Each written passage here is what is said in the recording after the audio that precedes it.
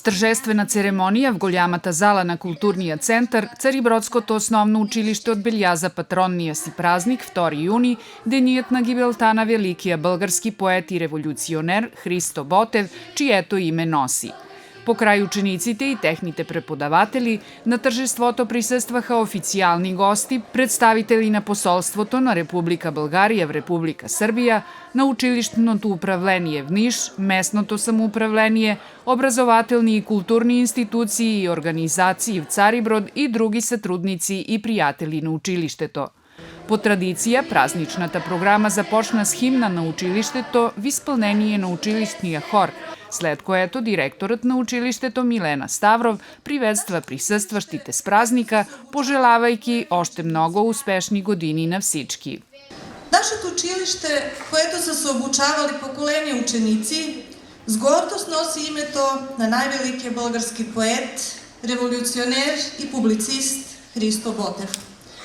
Тъй като и той самия израснал в семейство на изтъкнати учител и книжовник Ботјо Петков, още от самото начало на живота е възпитаван да бъде смел, да дава всичко от себе си и да бъде светъл пример на бъдещите поколения. Следвайки идеите на този изключително талантлив и смел човек, нашата задача е да повлияем на учениците, за да израснат трудолюбиви и честни хора, които ще бъдат основният стълб на нашето общество в бъдещето.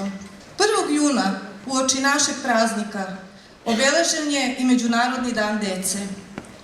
Kako je uloga učitelja veoma važna za obrazovanje i vaspitanje dece, ovom prilikom pozdravljam sve prosvetne radnike sa željom da i dalje budu maksimalno posvećeni jednoj od najlepših profesija na svetu.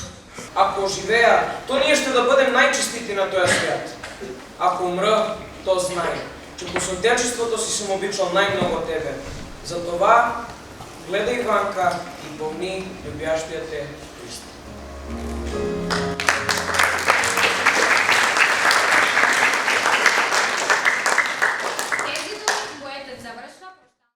Учениците исполниха културна програма, в която бе вклучен рецитал, посветен на живота и делото на Ботев, както и стари български песни.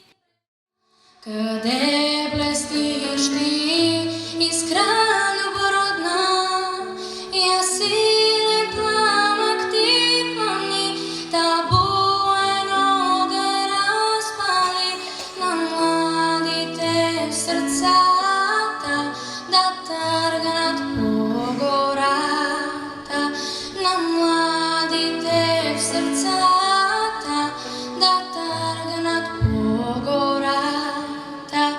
Пламни, пламни ти в нас, любов гореща, против турци да строим насреща, да викнем сица с глас голям, по всички ако Джабалхан, голямо мало ставай, оръжие за пас. Директорът награди учениците, показали најдобар успех во окружните и републикански соревнованија в различни области.